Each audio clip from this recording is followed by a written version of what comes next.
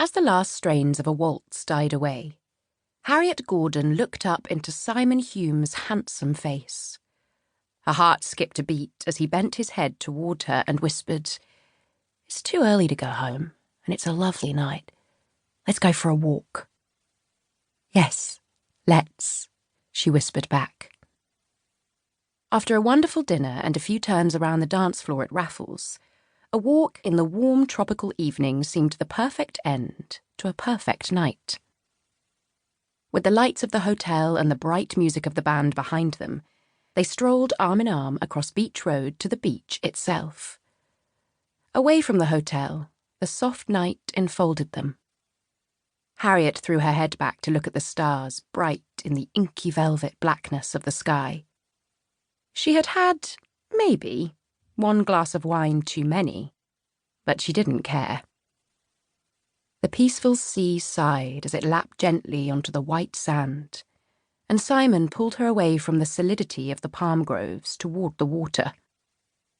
"Simon, I'm not dressed for beach walking," she protested. "Then take off your stockings and shoes," he said, and undid his own boots, hanging them from the laces around his neck. He rolled up his trousers and held out his hand. "Coming?" Harriet looked down at her expensive grey leather evening shoes and her one pair of silk stockings. "Oh, hang it all," she said. And while Simon discreetly stood with his hands in his pockets, looking out to sea, she pulled off her shoes and stockings. She rolled her stockings into the toes of her shoes, and holding the shoes in her left hand, she indecorously hitched her skirts almost to her knees, gathering the fabric into the wide velvet belt, before stepping gingerly out onto the sand. Simon caught her spare hand and tugged at her, pulling her down toward the water. "Simon!" Harriet protested as he swept her into his arms and waded out into the sea. "My dress!" "It's only ankle deep, and it's wonderfully warm." He set her down, but didn't release her, his arms circling her waist. The water embraced her bare calves, her toes sinking into the sand as he pulled her closer. She slid her free hand beneath his jacket and closed her eyes. But even as she leaned into the warmth of his hard body beneath his shirt, the memory of another man intruded. A man who had rescued her from kidnappers and carried her to safety. She had pressed her cheek to the hard, damp, khaki cloth of his uniform, grateful for his strength and the staunch heart that had driven him to risk his life for her and a small boy. A moonlit night, a beautiful girl, and a tropical breeze. "Doesn't get any better," Simon whispered into her hair, before bending his head and kissing her, lightly at first. The heady effect of wine and the romance of time and place swept over Harriet, and she sent all other traitorous memories spinning across the water like a stone.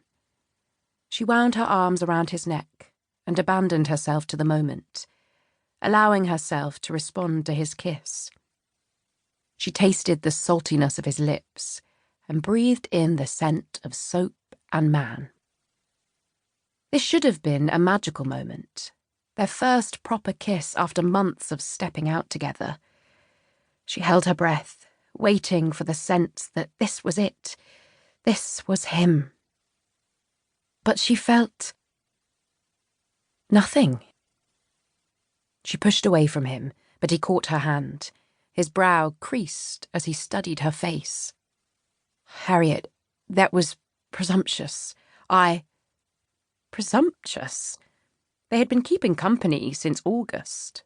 Presumption was not the issue. She smiled. "It's fine, Simon. Really. I'm just a little out of practice."